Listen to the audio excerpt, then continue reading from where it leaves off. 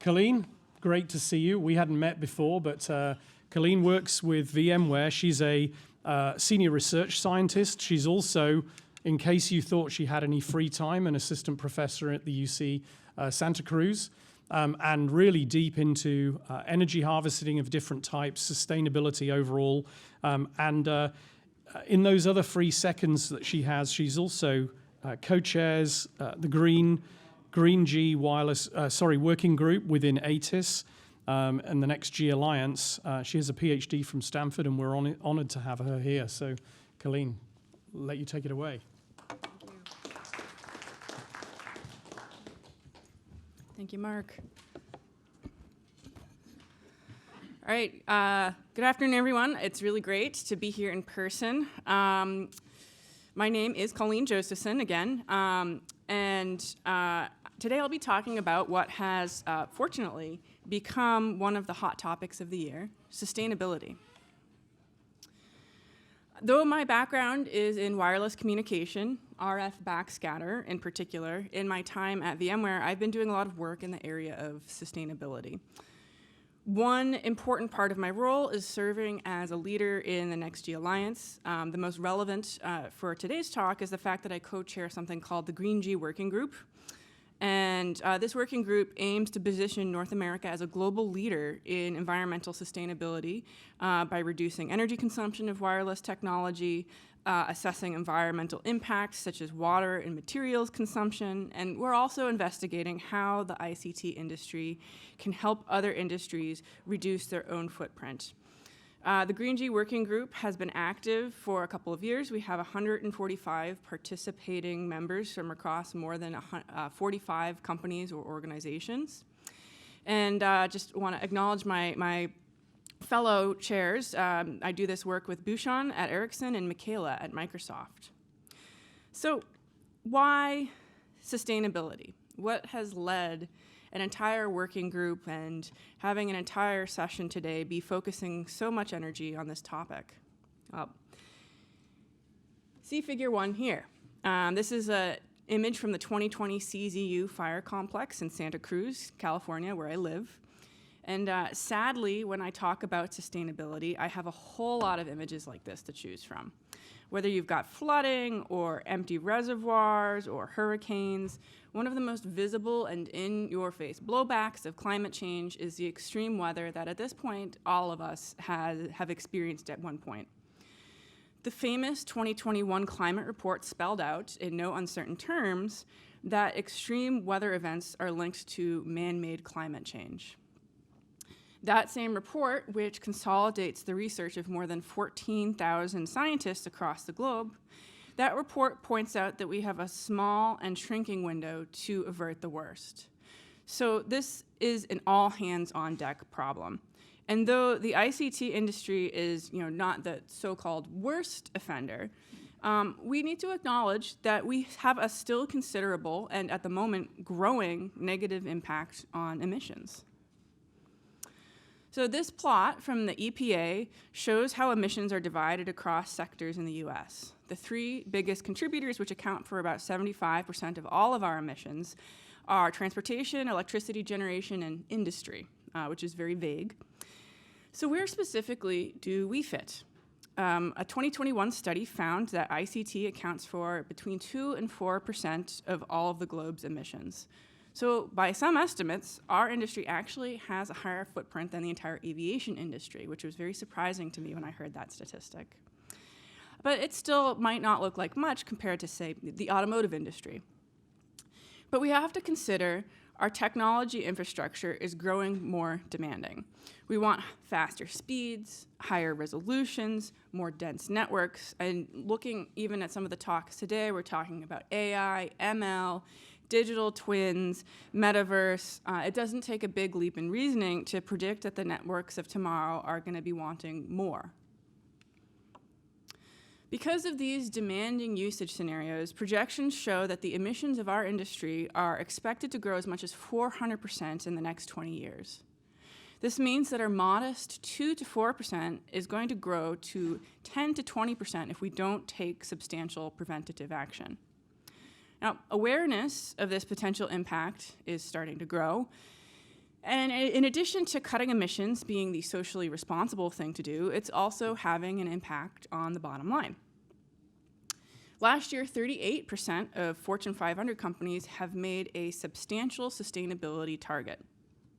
This is up from 25% the year before. At some point, each of these companies is going to be going to their partners and suppliers and looking at them and making sure that they have similar targets, because without their suppliers having the same targets, it's going to be impossible for these companies, which just made these pledges, to reach carbon zero, because they need to do this to address so-called Scope 3 emissions, which I'll talk a bit more about later. And in addition to these partner pressures, inter-business relationships, in some regions there's growing consumer pressure. I was at Mobile World Congress earlier this year, and European telecom companies in particular are seeing strong consumer demand for sustainable business practices. So not only does it make sense for the planet, but it also makes sense for our stakeholders for us to be investing in sustainable innovation. So, we've established the importance of this goal of sustainable 6G. How do we start to get there? So I'm just going to do a quick primer on the different types of emissions. Not all emissions are made equal. So they're actually classified in 3 broad categories known as scopes. So Scope 1 emissions are direct emissions from burning fossil fuel. So think diesel backup generators or non-electric vehicle fleets for infrastructure maintenance.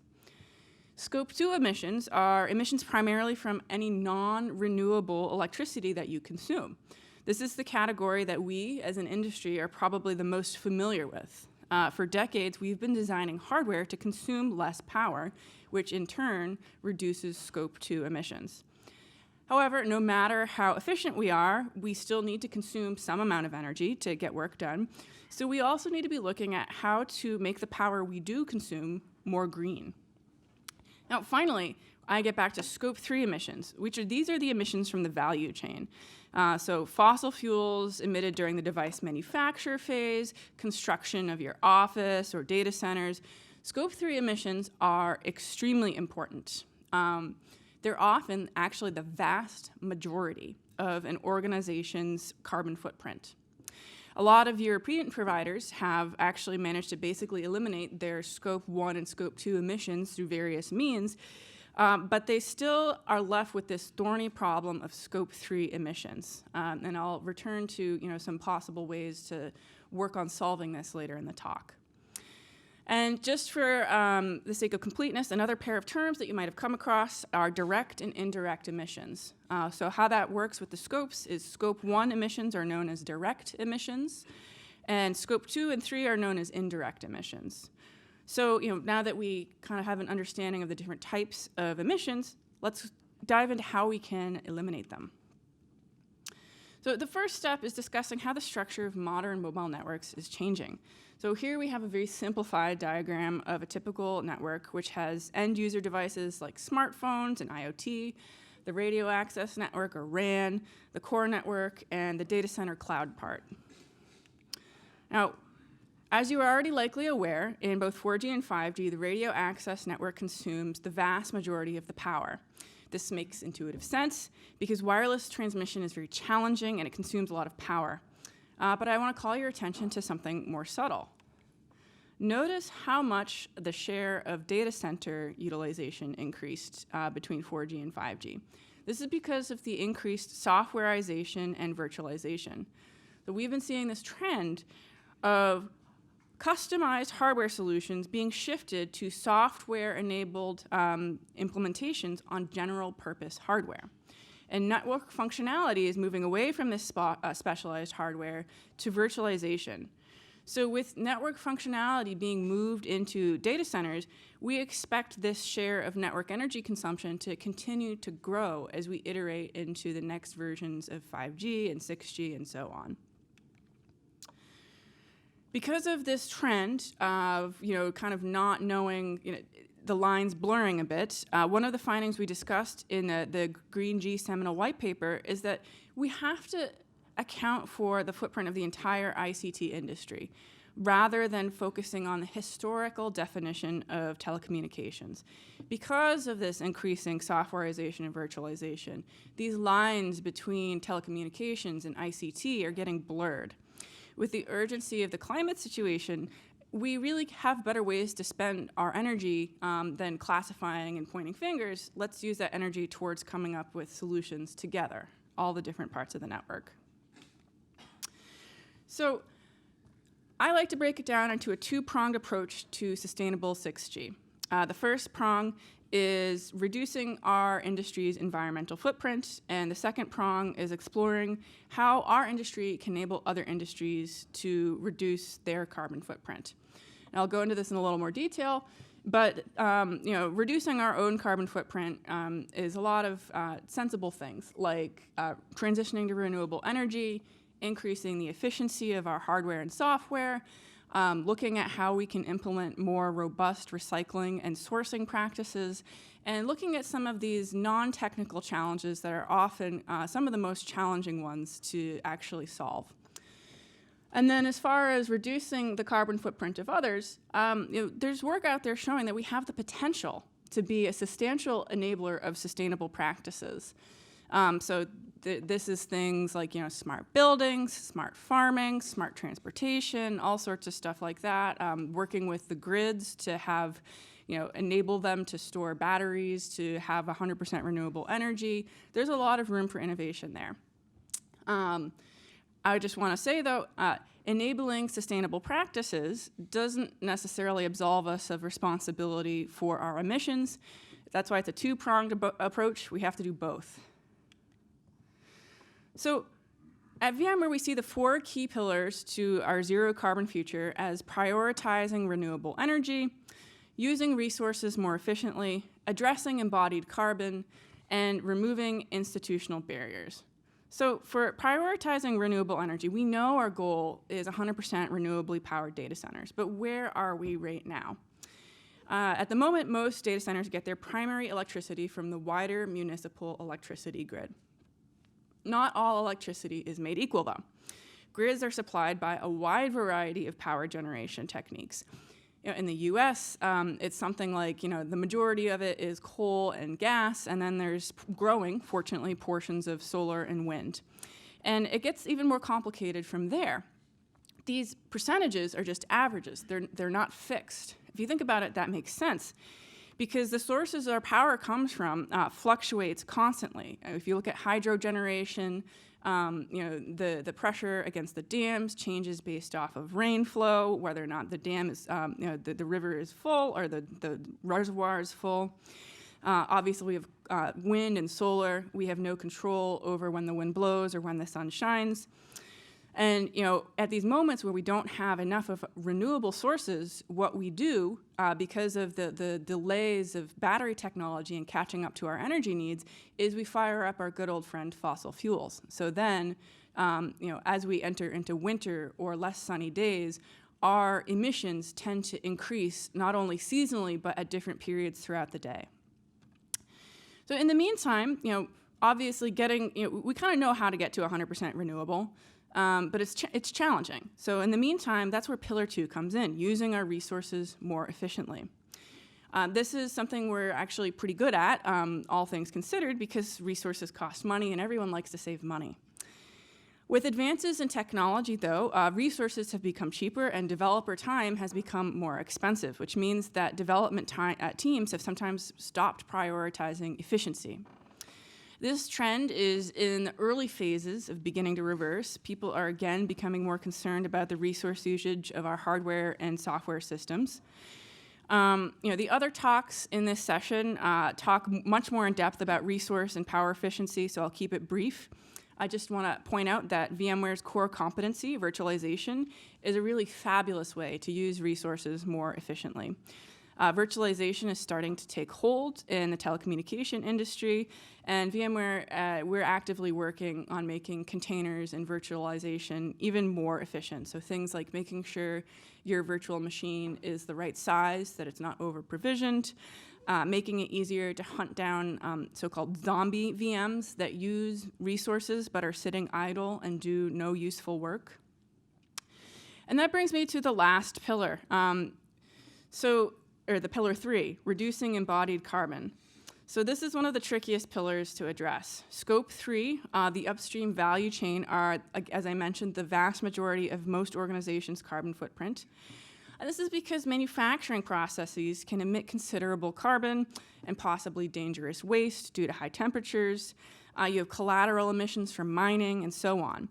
Cell phones and other small devices are a particularly interesting case study because they've been engineered to be so battery efficient over the years that the majority of your phone's carbon footprint actually comes from this manufacture phase, not the use phase. So how do we solve this when most of your phone's carbon footprint doesn't come from when it's in use? The solution is something called, we find the solution by switching to something called a circular economy. Our current economy is linear, also known as a take, make, waste economy. In contrast, a circular economy reduces or eliminates reliance on raw resources. So think reduce, reuse, recycle. We're all very familiar with that. But implementing that with electronics is enormously challenging. However, it has enormous opportunities. Can you imagine, once we get our recycling system truly fully circular, how much energy and time and effort we would save if we could reuse these resources instead of having to mine more for them? Now, while the core of the problem is changing an entire economic system, very complicated, there's actually plenty of low-hanging fruit that we can address in the meantime. So, for example, the e-waste recycling rate for devices like phones is less than 20%. That's embarrassingly low. So, as we're starting to grapple with some of these bigger cross-disciplinary challenges, I think in a few years we could easily make a ton of progress on increasing public awareness of e-waste, making it easier for people to recycle their phones, and try and get that recycling rate up to somewhere near 100%. And so these first 3 pillars have several technical challenges, but the last pillar encompasses some of these cultural challenges, some of these things like culture, policy, and infrastructure. These soft barriers can often be more challenging to address than some of the technical ones. So execution strategy can be challenged. Leadership backing sustainability efforts alone is not sufficient. You need the buy-in of engineers making the product. Incentive systems inside your company need to be aligned, and engineers need to know how to make something more sustainable. I used this analogy at the Brooklyn 5G Summit about a month ago. Here's an example of misaligned incentive systems. So in my hometown, there's a beach, and residents of that town can get into the beach for free by having a sticker on their car that they pick up from the town hall. Now, if you're a resident of that town and you bicycle up to the beach admission stand, they charge you $2. So you are incentivized to not exercise and to emit instead, driving your fossil fuel burning vehicle to drive to the beach. So, take that and look at that sort of analogy and, where are some of these opportunities in your system where things are just not aligning? And then, I will dive into the second prong of our 2-pronged approach, looking at 6G as a sustainability enabler. So telecommunications has changed the world, and over the past century, it has had a vast impact on how we work and live. The information age ushered in so-called Industry 3.0, and now we're starting to enter Industry 4.0. We are beginning to see the first commercially available cyber-physical systems under development, and I argue that this, right now, is the perfect time to implement Industry Green-Point-0, which is focusing on the ways that Industry 4.0 can improve sustainability. Now, I guess I'm not alone on this thought, because when I was searching the web for some content on Industry 4.0, Google kindly suggested that I should add sustainability to the search term. So, how can Industry 4.0, Industry Green.0 help? So this chart is from a 2015 paper suggesting that exploring a number of areas like transportation and buildings and power systems can help those industries, our techniques can help those industries emit less power. So I'm gonna do a closer look at smart agriculture, which is close to my heart. So consider the case of soil moisture sensors. California and other parts of the West have been in a drought for many years. And as climate change intensifies, our extreme weather is going to be around for a while. Right now, agriculture accounts for 70% of our world's freshwater consumption. When you pair that with the fact that our population is projected to grow by another billion by the year 2050, the UN is anticipating that half of the world will be experiencing water shortages at that time. Now, the good news is that water consumption in agriculture doesn't need to be that high. Decades of studies have shown that using soil moisture sensors can reduce water consumption by 20 to 50% while maintaining or even improving crop yields. But despite these facts, fewer than 10% of US farms right now use these sensors. This is primarily due to high costs and the difficulty of deploying and maintaining these networks. In many cases, the farms don't have effective cellular coverage. So there's really a lot of room for innovation to make smart agriculture a ubiquitous reality. So that's just one example of how we can have a positive impact on the sustainability of other industries. Now, I'm going to wrap up here with a word of caution on something called greenwashing. The idea of mobile networks as a sustainability enabler is very exciting, but we have to discuss it with care. So how many of you have heard of greenwashing before? All right, so we have a smattering. So here I will have this definition here, and it was recently added to the dictionary, so it's not as trite as you might think.